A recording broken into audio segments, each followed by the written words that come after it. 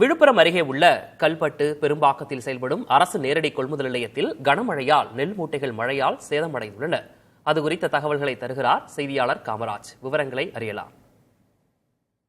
காணை, கல்பட்டு, பெரும்பாக்கம் போன்ற இடங்களில் நேரடி நெல் கொள்முதல் நிலையம் செயல்பட்டு வருகிறது. இந்த பகுதியில் இருக்கக்கூடிய விவசாயிகள் விளைவிக்கக்கூடிய நெல்களை கொண்டு இந்த நேரடி கொள்முதல் நிலையத்தில் விற்பனைக்காக கொடுக்குறாங்க. நாம் இருக்கக்கூடிய பகுதி பார்த்தீங்கன்னா கல்பட்டு பகுதியில் இருக்கிறோம். இந்த பகுதியில் இருக்கக்கூடிய ஆயிரக்கணக்கான விவசாயிகள் தங்கள் பகுதியில் விளைவிக்கப்பட்ட நெல் பகுதியிலிருந்து விளைவிந்த நெல்லை முழுமையாக கொண்டு இங்கே வைத்திருக்கிறாங்க.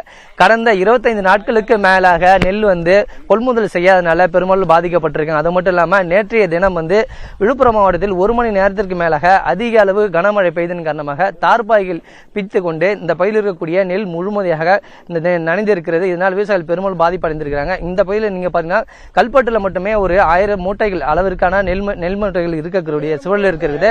இந்த நிலையில தான் இந்த பகுதிகளில் முழுமையான விவசாயிகள் பாதிக்கப்பட்டிருக்காங்க.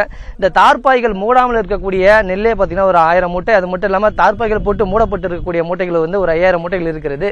இந்த மழையினால முழுமையாக நெல் பாதிக்கப்பட்டிருக்கிறதால விவசாயிகள் நெல்லை உலர்த்தும் பணியில் ஈடுபட்டிருக்காங்க. அதாவது இந்த பகுதியில் அதிக அளவு மழை பெய்ததன் காரணமாக நெல் முழுமையாக தண்ணீரில் பாதிக்கப்பட்டிருக்கிறது. தொடர்ந்து இந்த பகுதியில் விவசாயிகள் நெல்லை காய வைத்து விற்பனை கொடுக்கும் பணியில் தொடர்ந்து ஈடுபட்டிருக்காங்க. நம்முடைய இந்த விவசாயிகள் இணைஞ்சிருக்காங்க. அவங்ககிட்ட கேட்போம், அம்மா நீங்க எத்தனை நாளா இந்த மூட்டை வச்சிருக்கீங்க? இந்த மழைநாள் எந்த அளவுக்கு பாதிப்பு ஏற்பட்டிருக்கிறது?